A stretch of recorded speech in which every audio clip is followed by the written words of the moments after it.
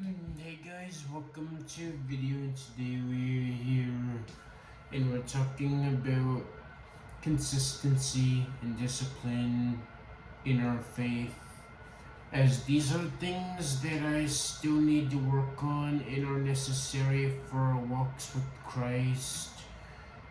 We first have to know what consistency and discipline are.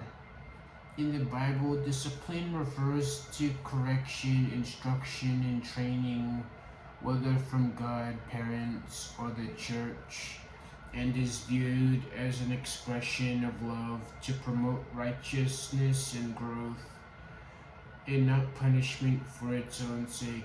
Key biblical verses like Hebrews 12 verse 6 to 7 and Proverbs 3 verse 11 to 12 highlight God's loving discipline, while Ephesians 6 verse 4 provides guidance for parents.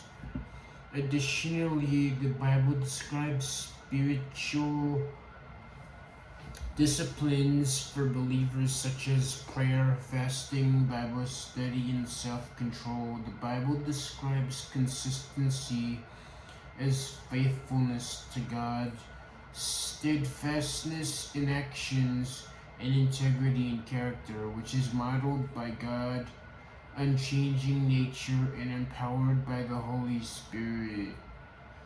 Believers are called to cultivate spiritual consistency through daily practices like prayer and Bible reading, to live out their faith through endurance, and to avoid double-mindedness. This consistency in conduct, speech, and faith allows for spiritual growth, builds confidence, and provides a powerful testimony to the world.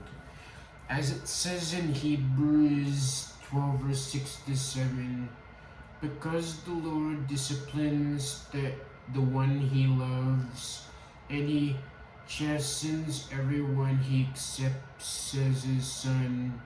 Endure hardship as discipline. God is treating you as his children. For what children are not disciplined by what their father?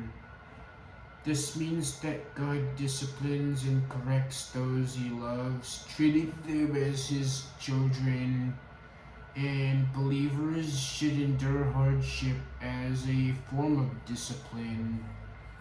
The passage uses the analogy of a father disciplining his son to emphasize that such trials are a sign of God's love and a means of training and shaping believers. Proverbs 3 verse 11 and 12 says, "My son, do not despise the Lord's discipline, and do not resent his rebuke, because the Lord disciplines those he loves as a father, the son he delights in." This passage emphasizes that God's corrections and chastisements are expressions of his love and are intended to improve and strengthen believers, similar to how a father lovingly guides and trains his own children. Then Ephesians 6 verse 4 says, "Fathers, do not exasperate your children, instead bring them up in training and instruction of the Lord." This means fathers should avoid actions that cause resentment or wrath in their children, and instead should proactively raise them with godly guidance, care, and spiritual teaching.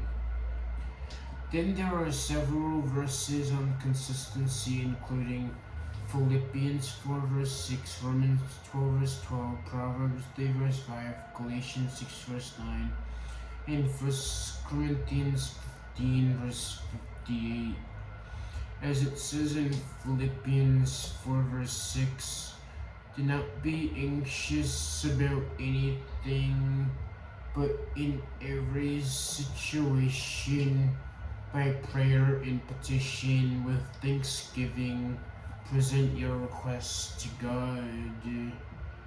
This verse encourages believers not to be anxious about anything, but instead to address every situation with prayer and petition with thanksgiving.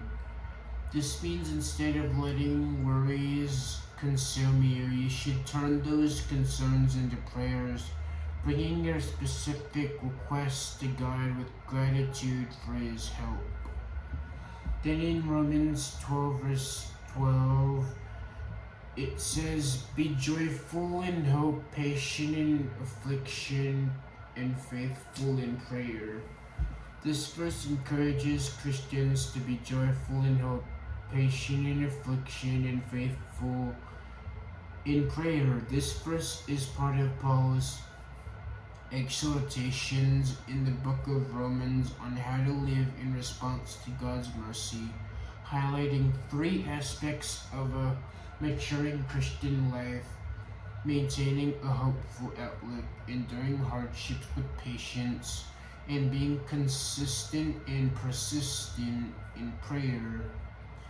Then Proverbs 3 verse 5 to 6 says, "Trust in the Lord with all your heart and lean not on your own understanding. In all your ways submit to Him, and He will make your path straight." This encourages complete trust in God, not in one's own understanding. It advises acknowledging God in all aspects of life, promising that He will make one's path straight and successful. Different translations offer slight variations, such as the Living Bible says, "God will direct you and your crown your efforts with success." Galatians 6 verse 9 says, "Let us not become weary in doing good. At the proper time, we will reap a harvest if we do not give up." This encourages perseverance and good deeds, stating, "And let us not grow weary of doing good, for in due season we will reap if we do not give up." This verse emphasizes that there is a proper or due time when consistent acts of goodness will yield positive results, provided one does not stop or lose heart.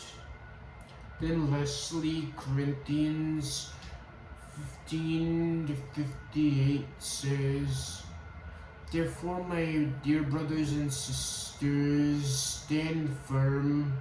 Let nothing move you. Always give yourselves fully to the work of the Lord, because you know that your labor in the Lord is not in vain."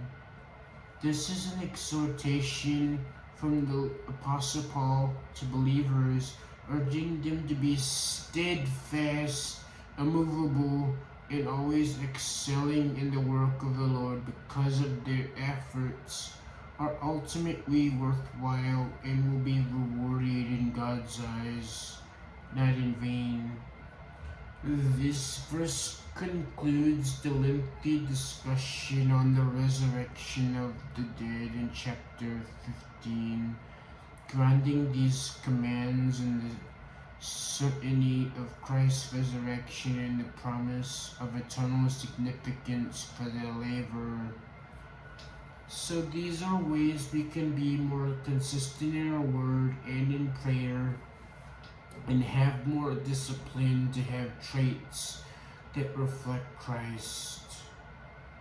And that's the message for today. And I hope that God will help us to be more consistent in our word and in our prayers, and to have the discipline to have characteristics that resemble Christ's likeness. And remember to like, comment, and subscribe, and turn notifications. See you in another video.